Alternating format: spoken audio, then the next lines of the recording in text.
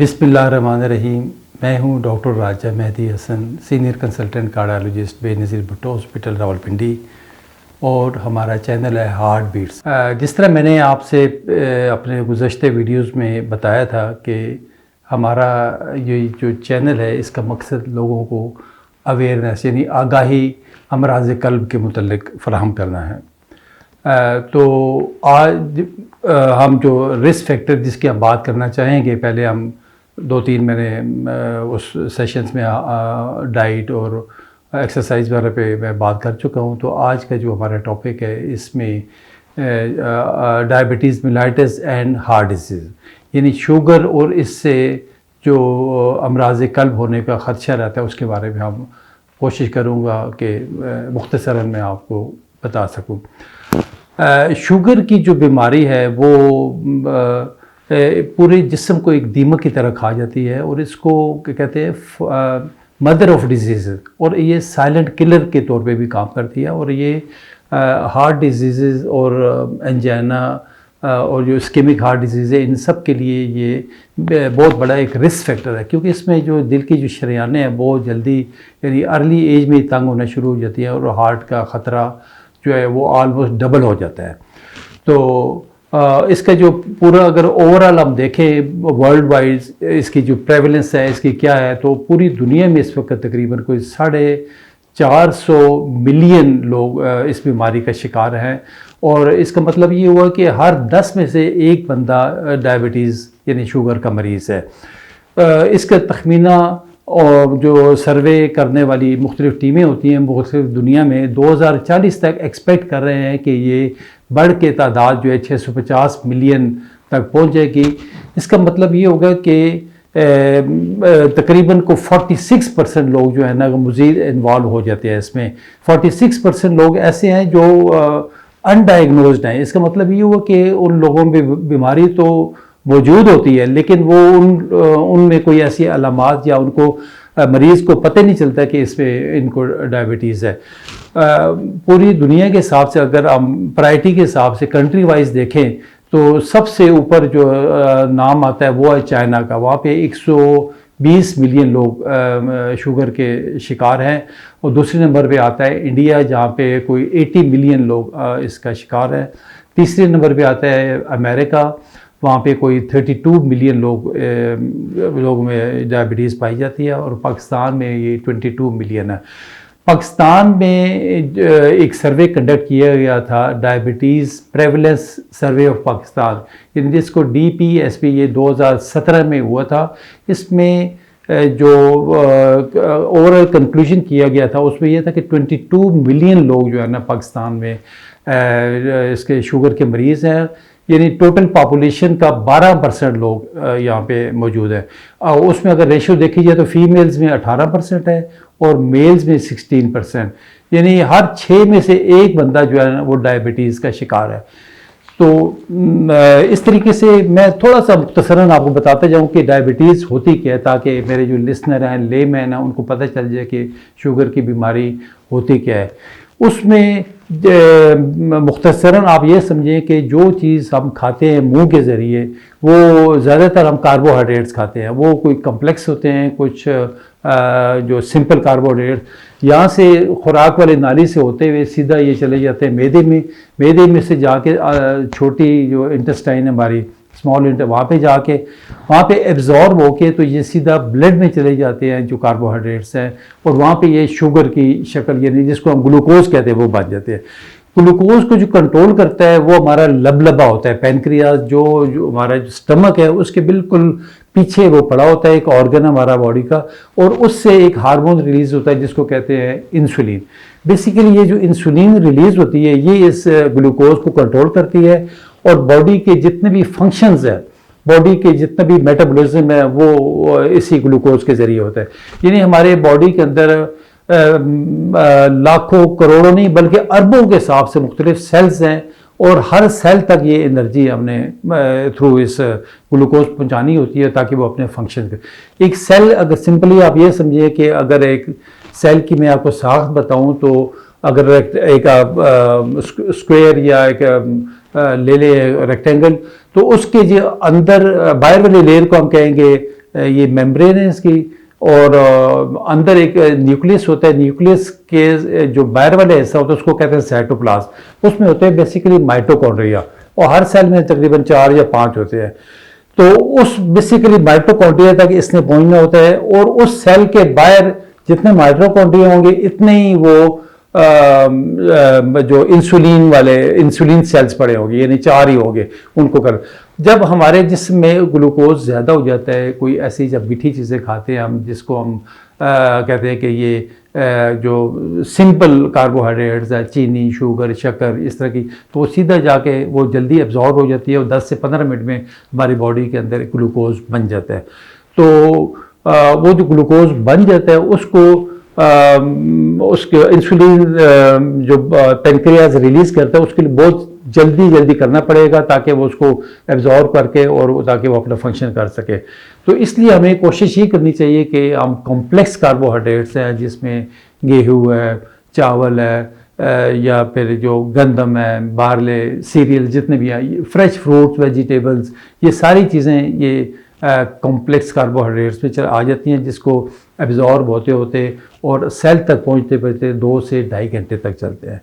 तो ये है मुख्तसर सी इसकी दास्तान शुगर की, कि कोशिश हमने यही करनी है कि खाने पीने में हम बहुत ज़्यादा जो मीठी चीज़ें हैं, जिस तरह मैंने बताया चीनी, शुगर, गुड़, और ये चीज़ों से परहेज़ करें, ताकि आपका जो है शुगर लेवल वो विद इन नॉर्मल लिमिट रहे। क्योंकि जो ब्लड के अंदर हमारी कुदरत ने एक शुगर लेवल रखा हुआ है, वो बग़ैर नाश्ते के 100 मिलीग्राम तक होता है, और जो नाश्ते के बाद जो शुगर होती है 2 घंटे के बाद, वो हम कहते हैं 140 तक होनी चाहिए।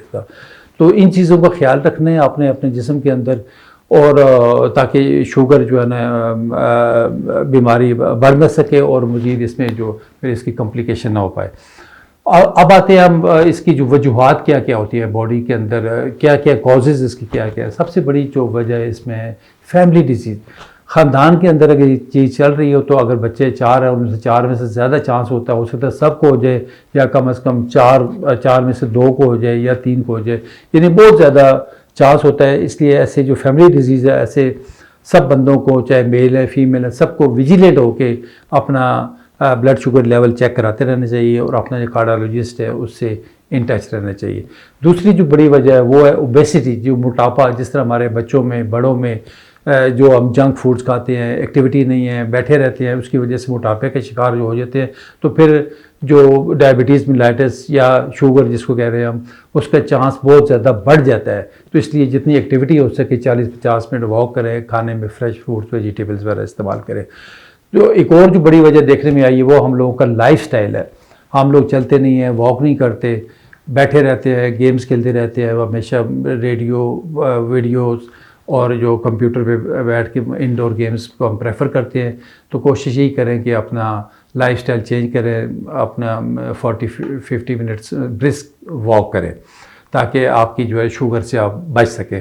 फिर जो डाइटरी हैबिट्स हैं हम लोगों की, जंक फूड्स और जो चिकनाई वाली चीज़ें हैं, जो खाने पीने की जो चीज़ें हैं जिसमें कोलेस्ट्रॉल और ये घी और तली हुई चीज़ें होती है, फ्राइड चीज़ें, ये सारी कोलेस्ट्रॉल की ज़्यादती का बायस बनती है, और इससे हार्ट अटैक का ख़तरा तो रहता ही है, लेकिन फिर भी जो है शुगर का भी चांस बहुत ज़्यादा बढ़ जाता है। विद इंक्रीजिंग एज फैमिलीज़ में होता है, या बाद औक़ात एज के साथ साथ भी ज़्यादा चांस होता है कि डायबिटीज़ होने का खतरा। एक और जो बड़ी वजह देखने में आई है वो आपका स्ट्रेस और टेंशन है। इसकी वजह से भी ज़्यादा जो लोग स्ट्रेस लेते हैं, को फाइनेंशियल इश्यूज़ की वजह से, फैमिली प्रॉब्लम की वजह से, बच्चों की नालायकी की वजह से, या और कोई ऐसे जो फैमिली मैटर्स होते हैं, बच्चों की शादियां, या उसकी वजह से, या घरेलू उसकी में जो स्ट्रेस में रहते हैं लोग, उनमें भी बहुत ज़्यादा चांस होता है कि वो शुगर का मरीज़ बन जाए। अब आते हैं हम जो इसकी जो कॉम्प्लिकेशन क्या क्या हो सकती है, इसकी वजह से जो मुज़र असरात है शुगर की बीमारी की वजह से क्या है।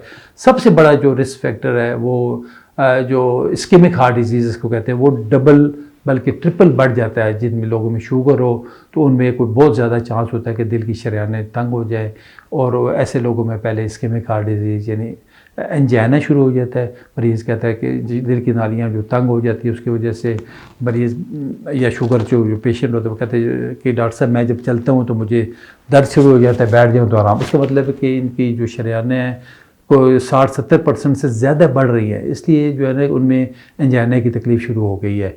तो ये सिर्फ़ और सिर्फ शुगर और ये हाई कोलेस्ट्रॉल डाइट की वजह से हो रही होती है।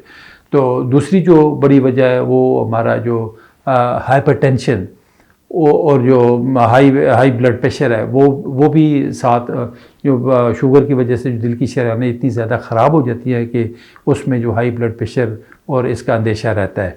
और जो तीसरी जो कॉम्प्लिकेशन देखने में आई है वो है रीनल फेलियर। पेशेंट ज़्यादा जो गुर्दों वाली शरेयानें हैं उनमें तंगी आ जाती है और ज़्यादातर लोग जो है ना गुर्दे उनके फ़ेल हो जाते हैं या उसमें स्टोन बन जाता है या और जो गुर्दों की और मुख्तलिफ़ किस्म की बीमारियाँ वो भी हमेशा ख़तरा रहता है। एक और जो बड़ी वजह देखने में आई है वह स्ट्रोक यानी फालज। अक्सर लोगों में देखने आया है कि दिल के जो शुगर के पेशेंट होते हैं उनमें स्ट्रोक की टेंडेंसी बहुत ज़्यादा बढ़ जाती है, वो सिर्फ शुगर की वजह। एक और जो कॉम्प्लिकेशन जो देखने में आई है वो है हैमरेज। ब्रेन हैमरेज हो जाता है ऐसे लोगों में, दिल की जो शरेयानें या जो दिमाग की तरफ जो हमारी शरेयानें उनमें इतनी ज़्यादा तंगी हो जाती है शुगर की वजह से, और वो लोग जो ऐसे लोगों में जो ये हैमरेज हो जाता है। जो आँखों की कॉम्प्लिकेशन है, स्पेशली जो ब्लाइंडनेस अंधापन सिर्फ शुगर की वजह से हो सकता है, या कंजक्टिवल हैमरेज या जो बाकी छोटी मोटी जो आँख की जो बीमारी होती है कंजक्टिवाइटिस और वो भी ख़तरा है। एक और जो इम्पोर्टेंट चीज़ देखते हैं पेरिफेरल न्यूरोपैथीज़, यानी हमारी छोटी और बड़ी जो शरेयानें आती हैं उनमें माइक्रो न्यूरोपैथीज़ और मैक्रो न्यूरोपैथी यानी छोटी और बड़ियों में तंगी आना शुरू और उसमें नमनेस हो जाती है, यानी मरीज़ कहता है कि मुझे कोई महसूस नहीं होता, उसमें उनको कोई चीज़ अगर टच की जाए उनमें महसूस नहीं होता, और ये इसी शुगर की वजह से होता है। और एक और जो चीज़ देखने में आई है वो जो अल्सर्स हील नहीं होते, ऐसे पेशेंट को ज़ख़म आए तो वो जल्दी मतलब मुंतमिल नहीं होते दवाइयाँ खाने के बावजूद भी, वो भी शुगर जब आउट ऑफ कंट्रोल हो जाए उसकी वजह से होता है। और अक्सर देखने में आया है कि कई लोगों की जब शुगर कंट्रोल ना हो ज़ख़म इतने बिगड़ जाते हैं, कई लोगों की टांगें या उनके जो पाँव हैं वो काटने पड़ते हैं ये शुगर की वजह से। इसलिए कोशिश करें कि जितना हो सके इसको, शुगर अगर हो गई है तो मैं नहीं समझता कोई ऐसी खुदा ना खास्ता कोई चीज़ है जिसका इलाज मुमकिन ना हो। ऐसे ऐसे बंदे हमने देखे हैं, ऐसे मरीज़ हम 30-40 साल से लोगों को शुगर है, लेकिन अपनी वो कंटिन्यूस वॉक और अपना डाइट कंट्रोल की वजह से और स्मोकिंग को छोड़ के मैं समझता हूँ कि उन्होंने अपनी शुगर काफ़ी हद तक कंट्रोल की होती है और इन सब कॉम्प्लिकेशन जो मैंने बताई इससे वो बच जाते हैं। डाइट का जिस तरह मैंने अब बताया शुरू में ही कि कोशिश करें कि जिस तरह कार्बोहाइड्रेट्स हैं एक सिंपल होते हैं एक कम्प्लेक्स कार्बोहाइड्रेट। सिंपल कार्बोहाइड्रेट्स वो हैं जो जल्दी स्टमक में पहुंच जाते हैं, छोटी आँख में पहुंच के बहुत जल्दी जज़ब हो जाते हैं, एब्जॉर्ब हो जाते हैं, जिनमें मैंने बताया कि शुगर है, चीनी है, गुड़ है और शरबत, मीठी चीज़ें जितनी भी हैं ये 10 से 15 मिनट में ये इसमें ग्लूकोज ब्लड में पहुंच जाता है। जबकि जो कॉम्प्लेक्स कार्बोहाइड्रेट्स है जिसमें हमारी गंदम है, गेहूँ है, सीरियल्स है, फ्रूट्स, वेजिटेबल्स, इस तरह की सारी, ये जब आप खाते हैं इसको टाइम लगता है एब्जॉर्ब होने में, 2 से ढाई घंटे लगते हैं ग्लूकोज ब्लड में पहुँचते। तो इसलिए कोशिश करें कि ऐसी चीज़ें जो मैंने बताई हैं इनको प्रेफर करें अपनी ज़िंदगी में, और ताकि आप शुगर को अपने मुनासिब लेवल पे जो है ना मैंने जिस लेवल बताया 100 और 140 के इन बिटवीन कंट्रोल कर रख सकें। तो इसका जो मैनेजमेंट प्लान है वो क्या है, उसमें जो हम डॉक्टर्स जो कार्डियोलॉजिस्ट एडवाइस करते हैं, सबसे पहले हम एडवाइस करते हैं अगर किसी को शुगर का मर्ज़ डायग्नोज हो गया है, अगर शुगर उसकी जिस तरह मैंने बताया कि 100 से मिलीग्राम पर डेसीलीटर फास्टिंग से ज़्यादा आ जाए या 140 मिलीग्राम पर डेसीलीटर 2 घंटे नाश्ते के बाद ज़्यादा हो जाए, या रैंडम शुगर जो है 140 से कंटिन्यूस ज़्यादा आ रही हो मुख्तलिफ़ टाइमिंग में मुख्तलिफ़ औकात में, तो फिर हम, या तीसरी चीज़ क्राइटेरिया जो होता है जो HbA1c लेवल होता है जो 3 माह के बाद हम कराते हैं वो 6.5 से कम होना चाहिए। उससे अगर ज़्यादा बढ़ गया 7 या 7 उसको फिर ट्रीटमेंट ज़रूरी हो जाता है। पहली फेज़ में हम कहते हैं कि डाइटरी रिस्ट्रिक्शंस, यानी डाइट में जो भी मीठी चीज़ें हैं जिस तरह शुगर, मिठाइयाँ, बेकरी का सामान है, गुड़, चीनी, ये सब बंद कर दें खाने में।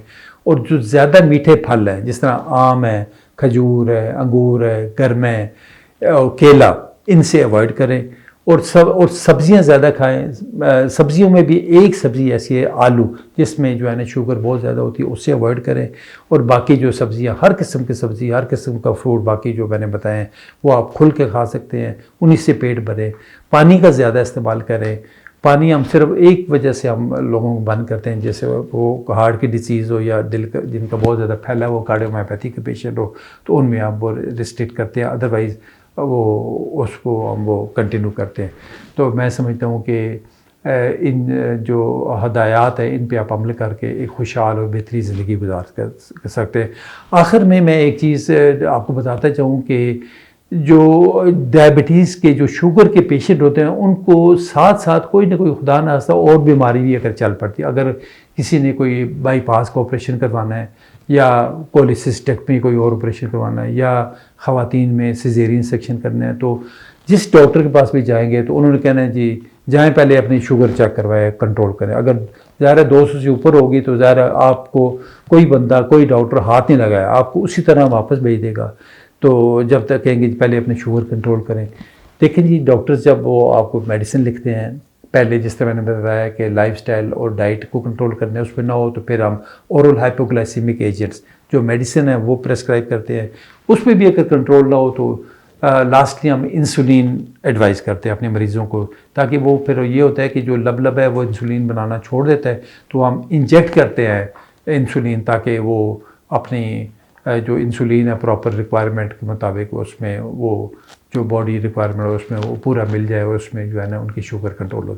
तो शुगर के लिए जब इंसुलिन लिखी जाए उसमें कोई हेजिटेट ना करें, कोई दो राय ना करें। जो भी डॉक्टर आपका कार्डियोलॉजिस्ट एडवाइस करे, या आप मुझसे रब्ता करते हैं, मेरे कर सकते हैं, मेरा ये व्हाट्सएप नंबर इसके ऊपर होगा, इसके शुगर के मुतल्लिक या इवन हार्ट डिजीज़ कोई मशवरा या मुझसे कोई एडवाइस लेना चाहें अपना या किसी पेशेंट के मुतालिक, मुझे अपने जो डॉक्यूमेंट्स हैं व्हाट्सएप कर दें या मुझे मेल कर दें थ्रू ईमेल। मैं अपना डिस्प्ले कर दूंगा अभी मेरे मुझसे फ़ोन पे बात कर लें। मैं इंशाल्लाह ताला बिल्कुल फ्री आपको गाइड करूंगा, समझाऊंगा। और कोई भी प्रॉब्लम हो, कोई भी मसला हो तो इंशाल्लाह आप मिल के इस चैनल के थ्रू आपको गाइडेंस भी देंगे और अवेयरनेस के हवाले से जो भी चीज़ें होंगी इंशाल्लाह आपसे मज़ीद शेयर करेंगे। तो इन कलमात के साथ कि अपनी शुगर कंट्रोल रखें, वॉक करें और खाने पीने में ख्याल करें ताकि आपकी शुगर बेहतरीन और कंट्रोल रह सके। इन जुमलों के साथ मैं आपसे इजाज़त चाहूँगा। खुदा हाफ़िज़।